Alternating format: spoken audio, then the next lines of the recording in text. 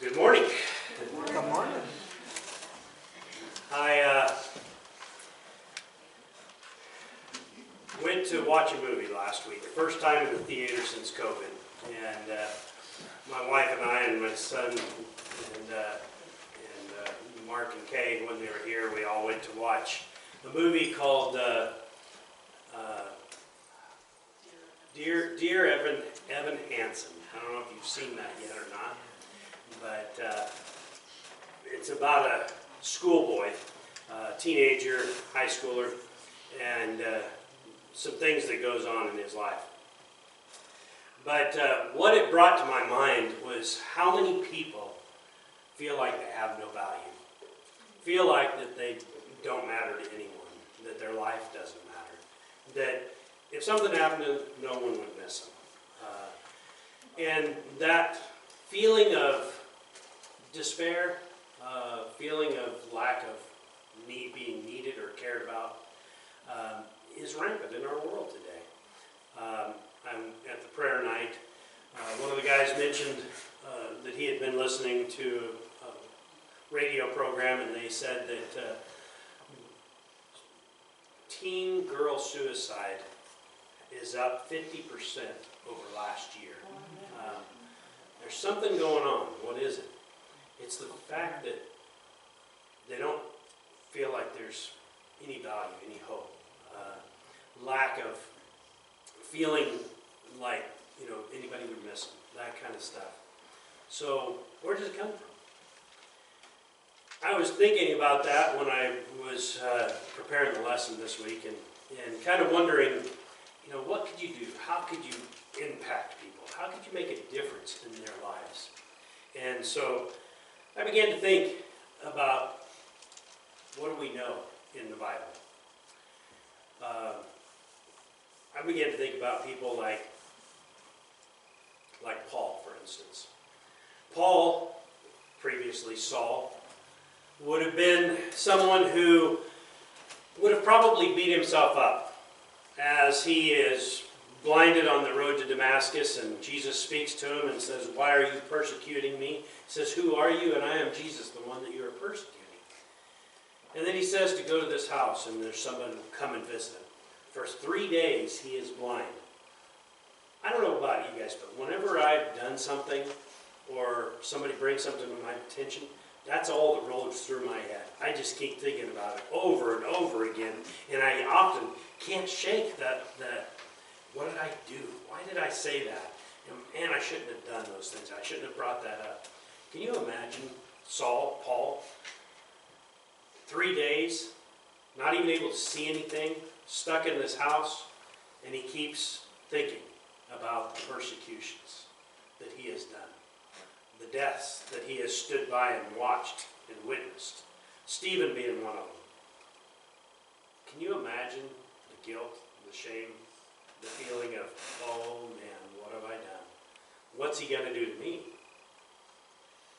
The idea of how many people out there, including us, how many times have you felt that burden on you as to what have I done? But I want you to think about Saul when he becomes Paul, and God says, I want you to take my gospel, the good news that you are benefiting from right now, the grace, the mercy that I'm pouring out upon you. When he regained his sight, the first thing he did was to go down and to be baptized, to put on Christ, to become a follower, a believer in Jesus, the very one that he was persecuting. And God washed all of those sins away, made him new. Can you think of anything that you have done that would be worse than Saul? Consider Peter. Peter was kind of like me. He speaks first and thinks about it a second.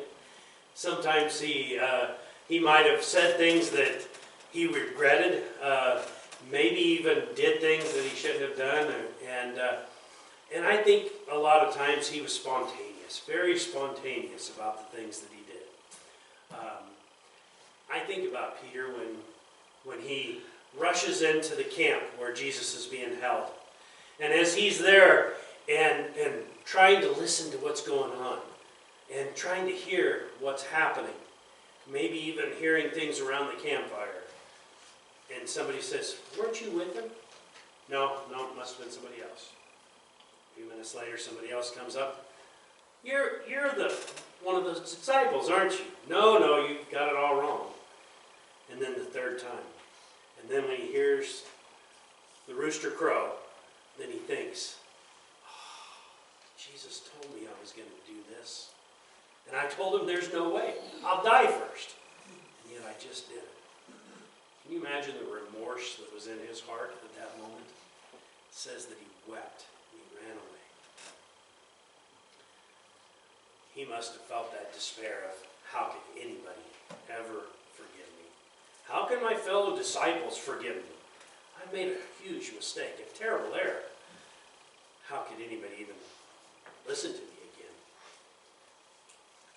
What about the woman who's brought to Jesus and thrown down in front of her, and as he is speaking, the Pharisees are bringing charges against this woman and saying, the law says that she should be stoned to death.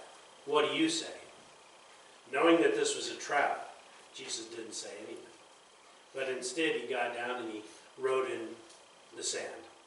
No one knows what exactly he wrote. Most believe that he wrote something about that the sins that people had committed that were standing around, maybe the very ones, starting with the oldest to the youngest. It says that he stood up and he says, let the person without sin be the first one to throw a stone. And then he began to write in the sand again. And they began to leave, the oldest to the youngest. And I could just imagine the oldest one saying to some of the youngest ones, maybe some of their family or whatever, come on, it's over, let's go. Because he knew that we're not without sin. None of us are.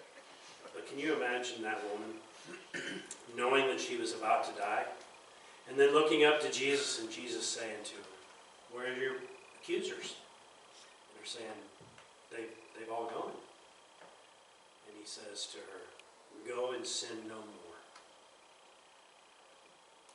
Can you feel the relief in knowing that you just had a death sentence on your head, and now you're being set free and allowed to go? What did Jesus think about these people? Did he care about them?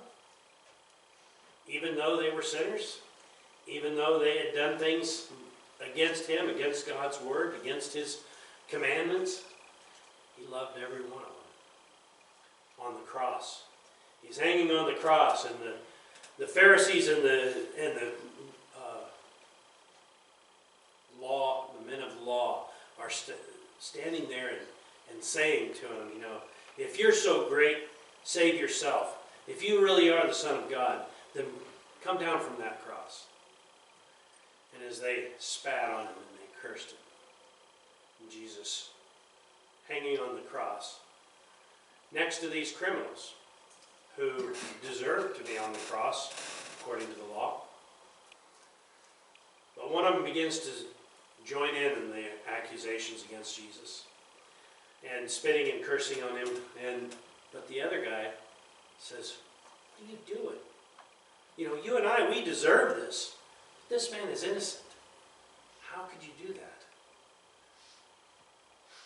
And Jesus turns to him.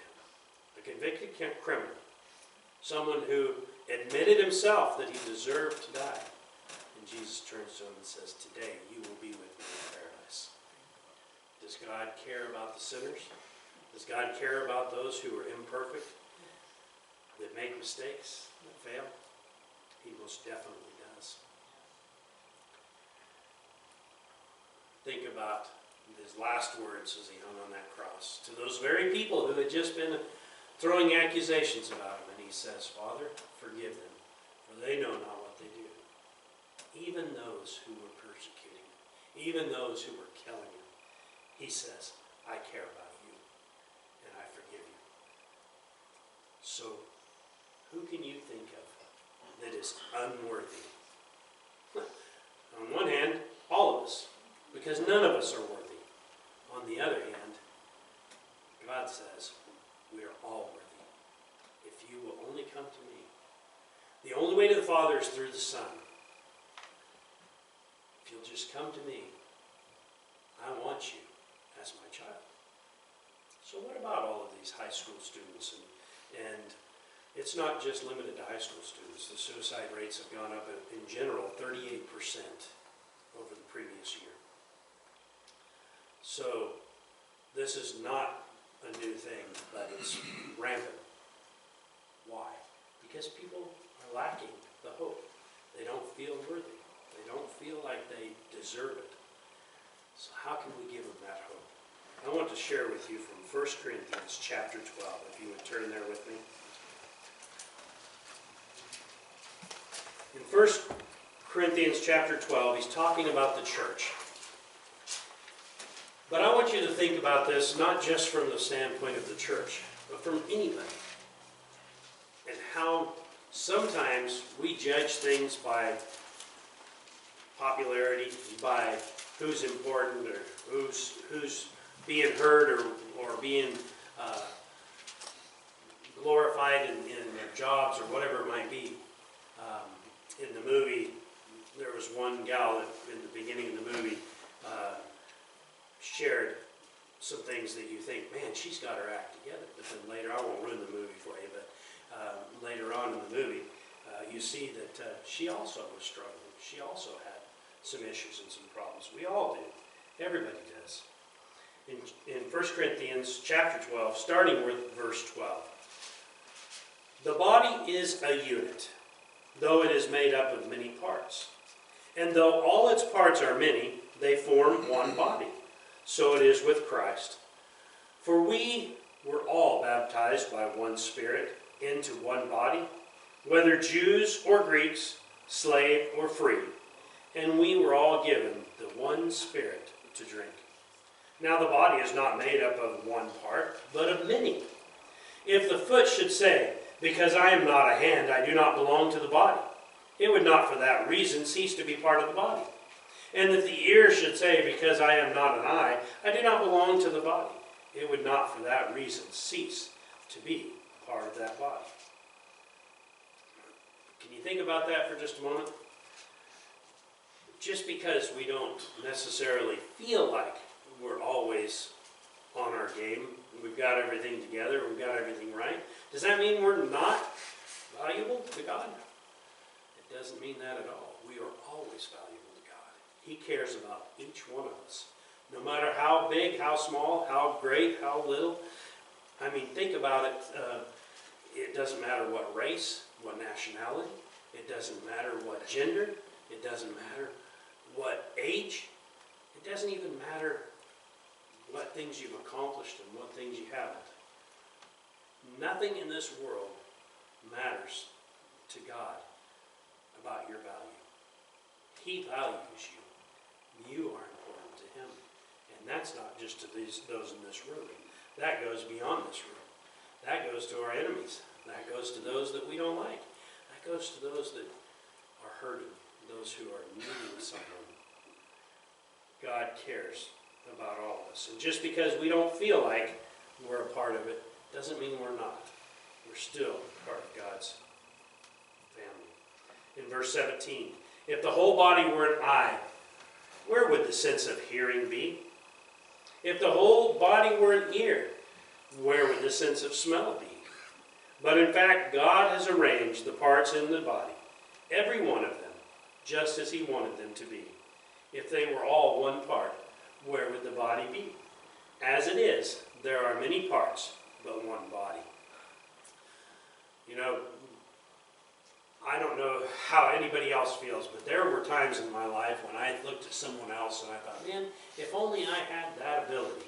When I was working at Microsoft, I was a software tester and then later software builder.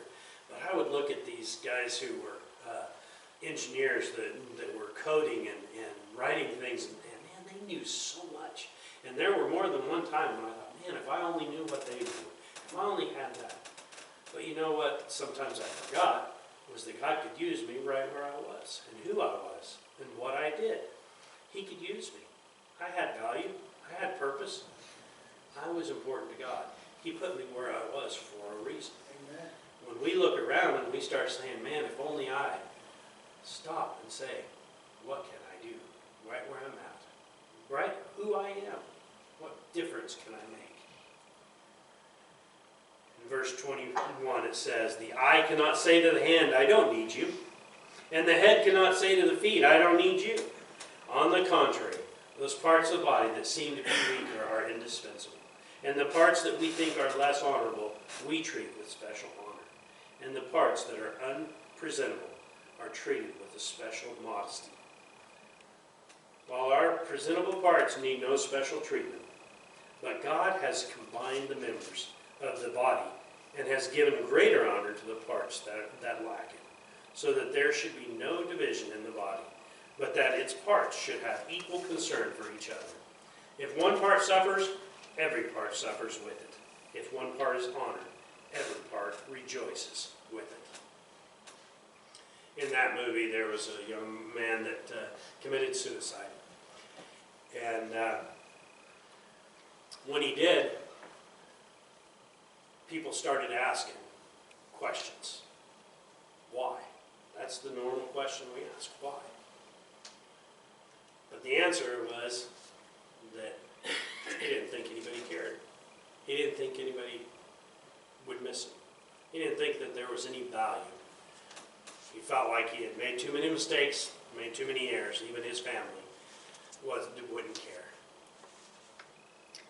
The sad part of it was there were people who cared. They just never told him. They just never shared with him that he mattered to them. Because of things that he had done and because things that other people had done, he had pushed people away.